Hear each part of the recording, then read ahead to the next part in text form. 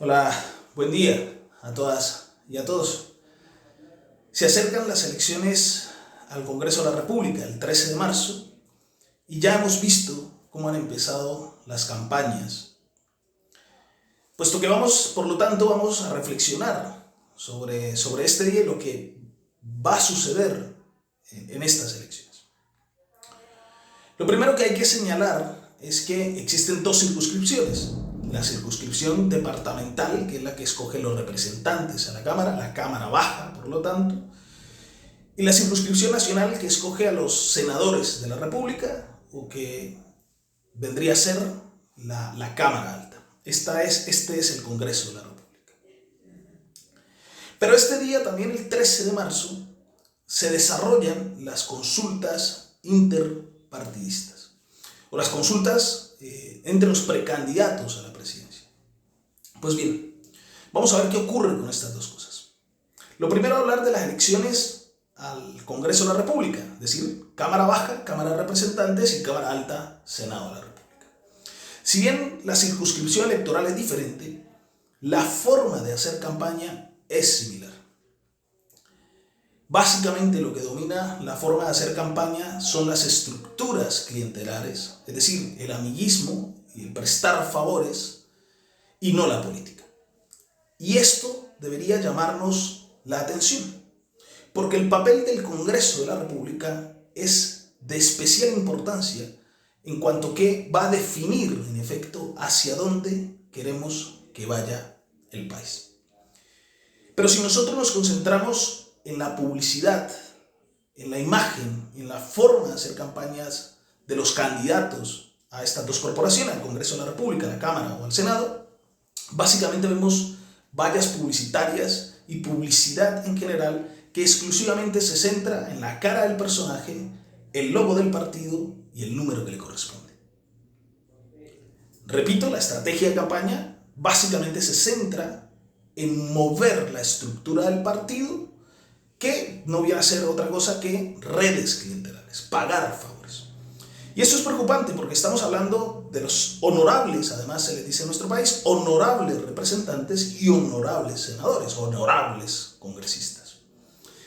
De lo que uno esperaría a estos señores es que le propongan a la sociedad una serie de debates públicos, que hablen de política y que propongan política, que planteen en definitiva cuál es el papel del Congreso, la importancia del Congreso de la República, y que se comprometan en definitiva con una visión del país.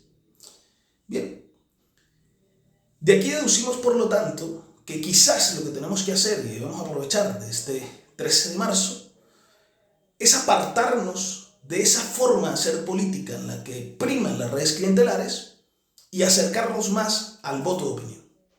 Pedirle al candidato o la candidata a la Cámara de Representantes o al Senado de la República que nos hable de la visión de país, que nos hable de los compromisos y que nos hable de su papel en el Congreso de la República.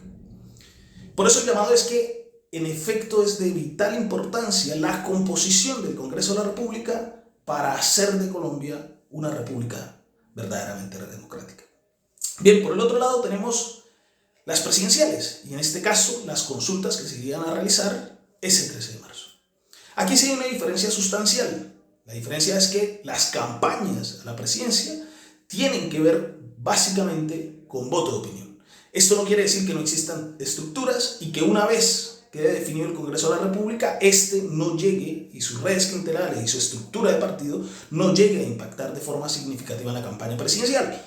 Pero hay que decir que los candidatos a la presidencia ponen o deberían poner grandes debates de hacia dónde va el país. ¿Qué vamos a tener en este 13 de marzo? Pues un cierre del abanico de posibles candidatos. Hoy tenemos una gran fauna y flora de personajes que se creen con la capacidad de sentarse en la Casa de Nariño y dirigir el Ejecutivo. Bien, pero si pensamos en la estrategia de campaña, por lo tanto, a partir del 13 se iría a cerrar ese abanico, tendríamos unas cargas más definidas, unos 4 o 5 candidatos que irían a la primera vuelta presidencial. Pero sin embargo, si miramos las estrategias de campaña, parece que todos coinciden en la alternatividad. Incluso ellos, algunos que han estado siempre en el establishment político y representan la casta tradicional de la política, la forma tradicional de hacer política, hoy se intentan disfrazar de alguna manera de alternatividad. Todos parecen ser alternativos y parece que a los estrategas de campaña se les acabaron las ideas y se centran exclusivamente en la corrupción. Así hay candidatos a los que usted le pregunta por salud y lo resumen en corrupción. Usted les pregunta por infraestructura y lo resumen en corrupción. Les pregunta por seguridad y lo resumen en corrupción. Les pregunta por empleo y lo resumen en corrupción. Les pregunta por etcétera, etcétera, y todo lo resumen en corrupción. En definitiva, un lenguaje populista, eminentemente populista. Parece que hicieron suyo esa frase del expresidente de los Estados Unidos, Ronald Reagan, que decía: no hay respuestas sencillas, pero sí simples. La invitación, por lo tanto, es que en el marco de estas elecciones al Congreso, de este 13 de marzo, la elección al Congreso, abramos debates, en definitiva, de cómo queremos ver al país. No hay que esperar al presidente de la República. El presidente de la República es un personaje más de todo el andamiaje institucional de lo que quiere decir Colombia. Si queremos ver o hacer de Colombia una verdadera república democrática, es necesario que al Congreso de la República lleguen personas con una visión eminentemente democrática y de progreso.